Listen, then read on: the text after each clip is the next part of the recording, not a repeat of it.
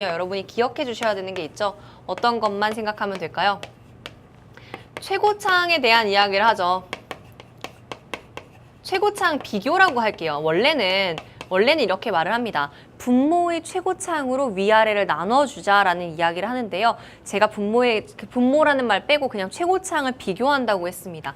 분자 분모에서 최고차항만을 보신다고 생각을 하면 됩니다. 자, 그런데요. 3의 n제곱, 2의 n제곱 다 무한대로 가는 거고요. 얘는 차수에 대한 이야기가 아니에요. 그죠? 3차, 2차 이런 식이 아니라 그냥 3의 n제곱, 2의 n제곱입니다. 똑같은 내용이라고 생각해 볼게요. 최고차, 즉 무한대로 가긴 하는데 제일 큰 값들에 대한 이야기라고 생각을 해보면 돼요. 즉 3의 n제곱이 있고 2의 n제곱이 보입니다. 둘 중에 어느 게 훨씬 빠르게, 훨씬 크게 커지죠? 3의 n제곱이죠. 물론 2의 n제곱도 무한대로 갑니다. 물론 무한대와 무한대는 크기 비교 안 돼요.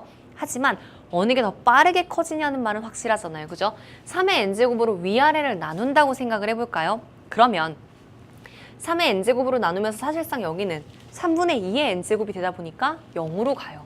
그러면 여기는 이미 여러분 생각할 필요가 없다는 겁니다. 문제를 많이 풀어본 분들은요. 아마도 이렇게 푸셨을 거예요.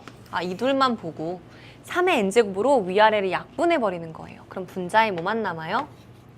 27만 남죠? 그래서 정답 27이라고 푸셨을 겁니다. 거의 눈으로 풀다시피 하는 내용인데요. 기본은 최고차항을 비교한다는 그 내용과 같습니다. 다만 3의 n제곱과 2의 n제곱이면 3의 n제곱이 훨씬 더 영향력이 크기 때문에 3의 n제곱으로 위아래를 나눈다라고 생각을 하시면 되는 거죠.